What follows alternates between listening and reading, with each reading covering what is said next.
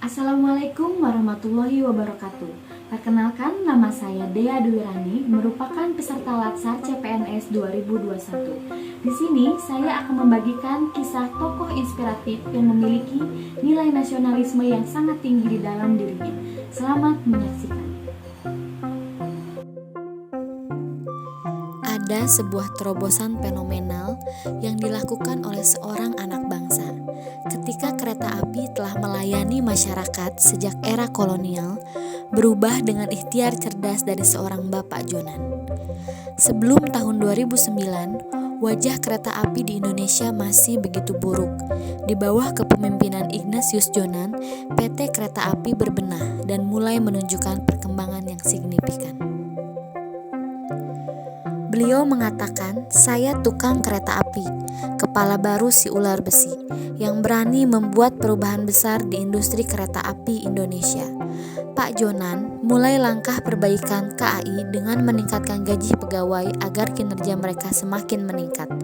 Pak Jonan pun merekrut ahli IT dan bekerja sama dengan PT Telkom untuk menghemat dana.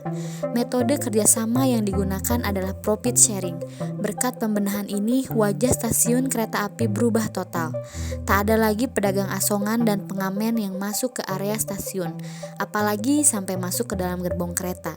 Selain itu, tak ada lagi pengguna kereta api yang naik ke atap gerbong. Perjalanan kereta api cenderung lebih aman. Kenyamanan sensasi berkereta api yang jauh dibandingkan sebelumnya. Memanusiakan manusia, itu kata beliau. Akses tiket kereta kini semakin mudah dengan memunculkan online ticketing, ekonomi AC dan toilet ramah lingkungan, menghidupkan banyak stasiun kereta api yang sudah tidak beroperasi, membuka banyak jalur stasiun kereta baru dan double track. Semuanya ini membawa ruh semangat baru untuk seluruh pegawai kereta api, memberikan warisan kepemimpinan yang bisa merubah pola lingkungan kerja di Indonesia, mengajarkan kita tentang buah manis dari jiwa pekerja keras.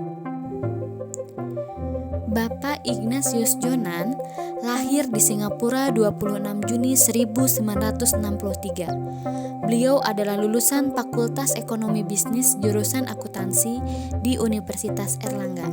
Sebelum beliau menjadi Direktur PT KAI, beliau pernah menjabat sebagai Direktur Citibank dan Direktur Utama PT Bahana Pembinaan Usaha. Sebelum kepemimpinan Pak Ignatius Jonan, kereta api dan stasiun identik dengan kekumuhan dan kesemrawutan. Kini datang ke stasiun, kita juga bisa tahu kan perubahannya. Kebersihan, kedisiplinan, bisa terlihat di tempat itu. Jutaan penumpang kereta api pasti sudah menjadi saksi di tangan Direktur Utama PT KAI, Pak Ignatius Jonan. Perubahan itu sudah sangat terlihat. Lalu bagaimanakah cara beliau memimpin dan merubah semuanya?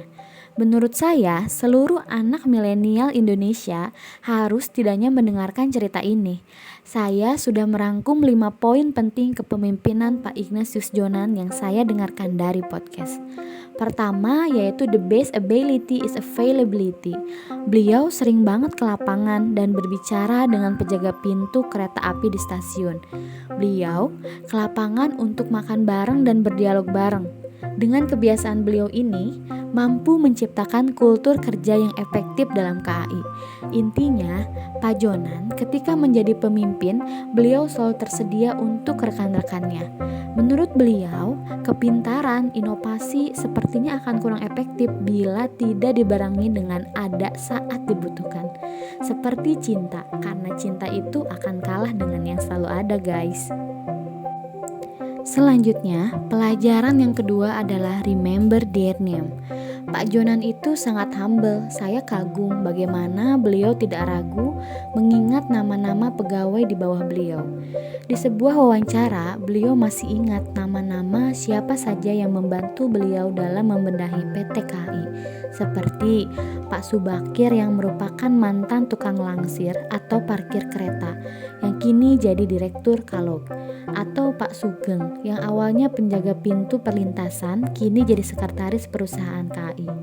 Karena dengan mengingat nama, hubungan kita dengan kolega akan menjadi sangat baik.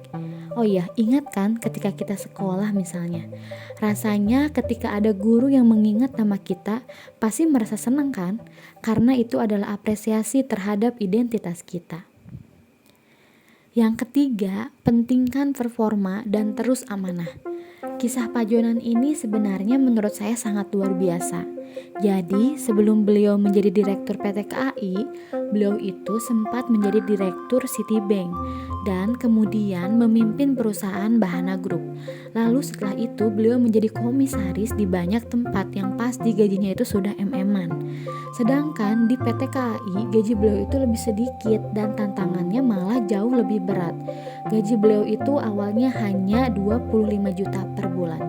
Itulah sebenarnya yang membuat orang-orang itu banyak bertanya akan keputusannya.